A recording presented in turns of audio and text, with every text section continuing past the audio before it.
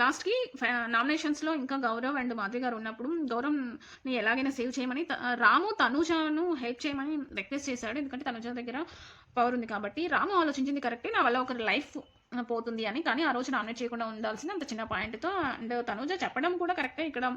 ఇక్కడ big boss తనూజకి help చేశారనిపిస్తుంది. ఇద్దరిలో తక్కువ ఓట్లు వచ్చింది మాధురి గారికి అని ముందే చెప్పేసి, మాధురి గారికి యూజ్ చేస్తే గౌరవ్ ఎలిమినేట్ అవుతాడు అని నాగార్జున గారు చెప్పడం ఇది కొంచెం ఫేవరెటిజంగానే ఉంటుంది. అండ్ అక్కడ మాధురి గారికి యూజ్ చేయను అని తనూజ చెప్పడానికి కారణం మాధురి గారే వెళ్ళిపోవాలి అనుకోవడం.